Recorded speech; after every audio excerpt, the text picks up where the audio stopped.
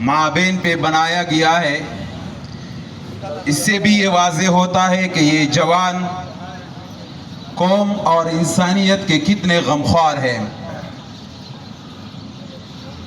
यहाँ आपको ऐसे लोग भी मिलेंगे जो बड़े महलात में एसी के नीचे बैठकर आपको इंसानियत का दर्स देते हैं, लेकिन आपको इसी तरह जवान भी मिलेंगे जो गर्द और गुबार में डूबकर रोडों पर चटाइयों में बैठकर गली गली और महलों में घूमकर आपको एक एजेंडे पर मुत्तफिक करने के लिए इकट्ठा किए जा रहे हैं। वो यही जवान है।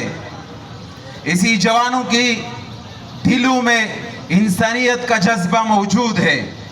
इसी जवानों के दिलों में अपने भाई की रोड पे पड़े होने की गम मौजूद है।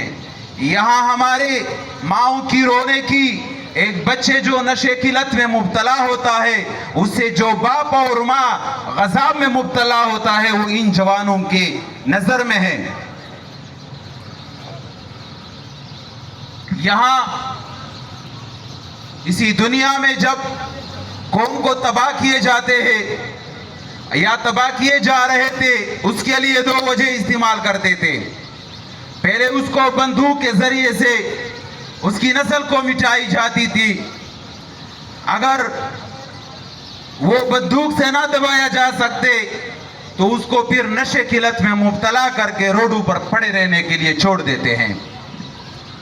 आज इसी पूरे फकीरा गोड में इन लोगों को देखकर मालूम होता है कि बाकी जितने भी फकीरा गोड के जिस जबान से ताल्लुक रखने वाले हैं, वो इस पर खुश है कि मेरा बच्चा नशाई हो, वो रोड पे पड़ा हुआ हो, वो चर्च डीलर हो, वो अपनी माँ की आंखों का तारा ना हो बल्कि गज़ाब हो उसके लिए, अपनी बहनों के लिए, अपने भाइयों के लिए बदनुमा का दाग हो। मालूम तो ऐसा होता है।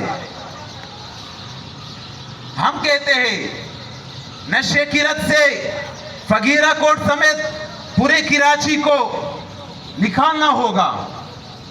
यहाँ पीपल पार्टी वाले को भी दावत दी गई है, एएनपी को भी दावत दी गई है, जमीयत उलमा इस्लाम को भी दावत दी गई है, पश्तूनख्वा मैप को भी दावत दी गई है, हर किस सियासी पार्टी को दावत दी गई है कि खुदारा आए और इन जवानों को नशे की लत से महफूज रखे।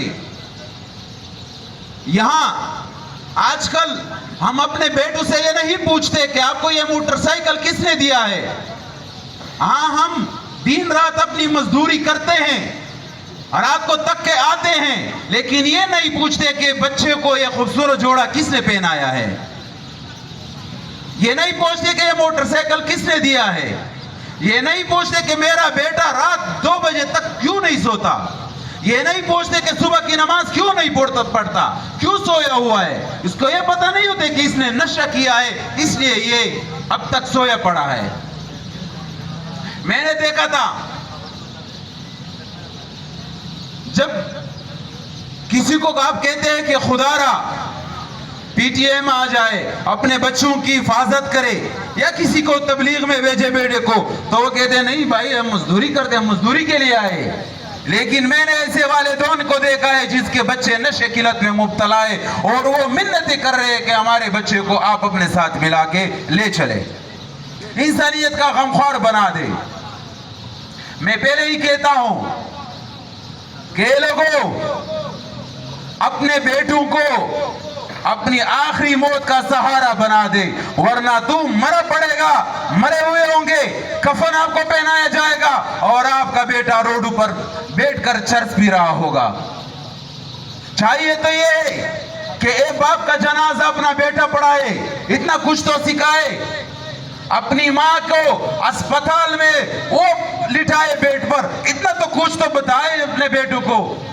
लेकिन जब अगर पीटीएम सेमिनार बना ले, पीटीएम इतनी तशद्दुद, इतनी जुल्म के बावजूद भी अगर यहाँ तक आ जाए कि आप अपने बेटों, अपने भाइयों की, अपने औलाद की फिक्र करें, नशे से महफूज रखे, फिर भी ये लोग इसको छोटी नजर से देखे। आज देख ले, ये एक इनकलाब यहाँ आएगा इसी इलाके में। दोस्तों, ان علاقے کے مشران کو میں کہتا ہوں کہ آپ لوگ ایک لشکر بنا لے یہاں اس پی ٹی ایم کے ساتھ مل کر پہلے تھانے کے ایس ایچ او سے رینجنٹ کے ڈی سی آر سے ہر کسی سے بات کر لے کہ 1 مہینے کے اندر یہاں فقیرہ گوڑ سے نشے کو ختم کر دے. اگر ختم نہیں کیا 1 مہینے کے اندر تو ہم یہ لشکر کشی ان کے اڈو پر کریں گے, زبردستی اٹھائیں گے ان لوگوں کو. ان مشرانوں کو چاہیے اگر یہ مشران ابھی سوئے تو کل اس کا نواسا اور بیٹا خود اس لت میں مبتلا ہو جائے گا.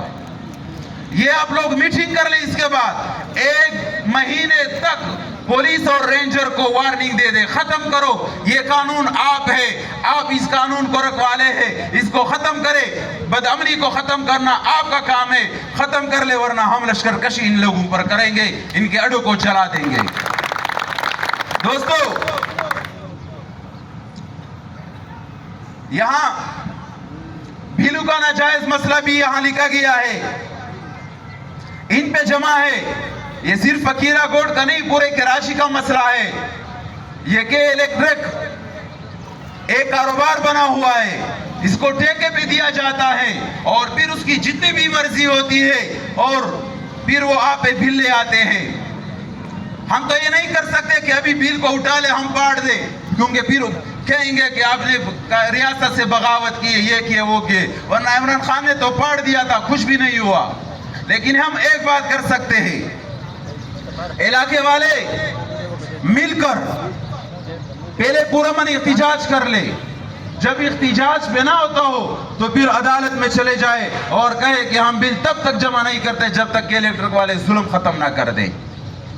ہم سیاسی پارٹی کو بھی کہتے ہیں کہ صرف ہم نہیں, آپ کے ساتھ ہاں پراڈو ہوگا, آپ کے ساتھ پیسے ہوں گے, آپ کی جان پہچان ہوگی, لیکن ہم بھی اتنے بے غیرت پیر نہیں ہے کہ ہم آپ کو پھر ووٹ دیتے ہیں. خدا کی قسم ووٹ تو ضائع کریں گے, پھر ان بے غیرتوں کو بھی نہیں دوں گے جو محلات میں بیٹھ کر ہمارا نہیں سوچتا ہو.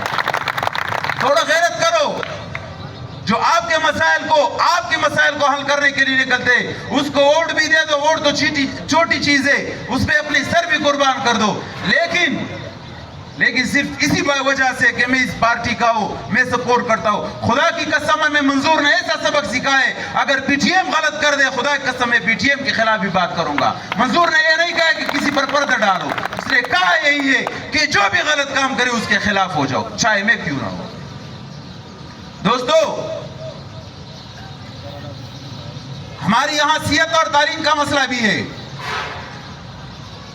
ہم تو بہت چھوٹے مطالبات آج کر رہے ہیں فقیرہ گوڑ والے, ورنہ آج ہم صحت کا مطالبہ کر رہے ہیں. لیکن کل جب ہم راونور کے دور سے گزر رہے تھے اسی وقت ہم صرف اپنے لاشوں کا مطالبہ کرتے تھے کہ خدا کے لیے پیسوں کے بغیر ایڈی سینٹر سے ہمیں دے دے. ایڈی سینٹر سے 4 لاکھ پہ ہم اپنی لاش وصول کرتے تھے. اس کے لیے تو الحمدللہ پی ٹی ایم بنا, پی ٹی ایم یہاں تک آیا کہ ہم آج ببنگ دل اسی روڈ پہ کھڑے ہو کے صحت کا مطالبہ کر رہے ہیں کہ یہاں نا اسپتال ہے, ہمیں اگر کوئی ڈیلیوری کیس پیدا ہو جائے, کوئی ہماری ماں بہن کو کوئی تکلیف پہنچ جائے تو ہم یہاں سے جینا اور سیول جاتے. یہاں نزدیک کتنی اسپتال نہیں ہے کہ ایک مریض کی موٹر سائیکل کے ایکسیڈنٹ والے کو بھی پٹی کرا دے. یہ سیاسی پارٹیوں کا مسئلہ ہے, ان لوگوں کو اجاگر کرنا ہوگا. آپ لوگوں کو اس پہ ڈٹ کے کھڑا رہنا ہوگا کہ جب تک یہ کلیکٹر کا مسئلہ اور صحت اور تعلیم کا مسئلہ, تعلیم اتنی ضروری ہے. آج کل افغانستان میں لڑکیوں کی تعلیم پر پابندی ہے, لیکن میں کہتا ہوں جو علم میں نے حاصل کیا ہے, رسول اللہ صلی اللہ علیہ وسلم اپنی بیوی محترمہ کو, ہماری ماں کو ایک یہودی لڑکی کے گھر بھیجتی تھی کہ جا کے اسے رومی زبان سیکھ لے تاکہ میں اگر کسی بادشاہ کو خط بھیجتا ہوں تو آپ ہی میرے لیے لکھ لے. آج ہماری ماں بہنوں کو تو چھوڑے, ہماری فضل اعمال بھی پڑھنا نہیں آتا, ڈاکٹر کے ساتھ بات کرنا بھی نہیں آتا. ہم لڑکیوں کو اس لیے تعلیم نہیں بھیجتے کیونکہ یہ ہماری غیرت ہے, لیکن ہماری غیرت کا اسی وقت پتہ چل جاتا ہے جب ہماری بیوی کی ڈیلیوری کیس ایک مرد حل کرتا ہے. شرم آنی چاہیے ہمیں. ہم اتنے کچھ نہیں کر سکتے کہ ہر گھر میں 1-2 بیٹیاں ہیں اس کو اسکول میں بھیجے. میں نے پی ٹی ایم کے پورے مشورے سے آج میں خوش بھی اس پر ہم نے ایک وکیل خاتون کیا تھا. اس کا مقصد کیا تھا کہ ہم دنیا کو بتا دے کہ ہم مولوی ہو کر ہم پھر ایک عورت سے کیس اس لیے لڑاتے ہیں تاکہ لوگوں کو پتہ چلے جائے کہ خواتین کا تعلیم کا حق کتنا زیادہ ہے. پی ٹی ایم والے نے اس لیے کراچی میں نور اللہ ترین موجود ہے, مشر منظور پشتین نے ایک خاتون کو اس لیے وکیل بنایا, شمائلہ ایڈوکیٹ, کہ ہم یہ پشتونوں کو بتا دے کہ ہم عورتوں کے تعلیم کے حق میں ہیں, ہم ان کے حقوق جانتے ہیں. آج کل ہمیں ایسا ہوا ہے کہ ہم اپنے بیٹیوں اور اپنے بہنوں پہ تعلیم حاصل نہیں کرتے. ہم کہتے ہیں یہ ہمارا غیرت ہے. غیرت تو جب وہ ہوتا ہے کہ اگر آپ کی بیوی کا یہ ٹانگ وغیرہ میں مسئلہ ہو تو پوری شلوار اوپر کر کے ہم اپنی بیوی کی پوری ران دکھاتے ہیں ایک ڈاکٹر کو. تو ڈاکٹر نہیں پیدا کرو اپنی بیٹی کو تاکہ میری بیوی یا آپ کی بیوی اس پہ علاج کر سکے. دوستو, افغان مہاجرین یہاں جو آئے ہیں وہ صحیح ہے کہ ایک بغیر پاسپورٹ بغیر ویزے کے آئے ہیں, تو اس کے لیے ملکوں نے ایک سسٹم بنایا ہے کہ اس کو ایک جگہ پہ لا کر پھر واپس اپنے وطن بھیج دیتے ہیں. لیکن یہاں کئی مہینوں سے بچوں سمیت بوڑھی ماؤں سمیت سینٹر جیل میں بند کیا ہوا ہے. آج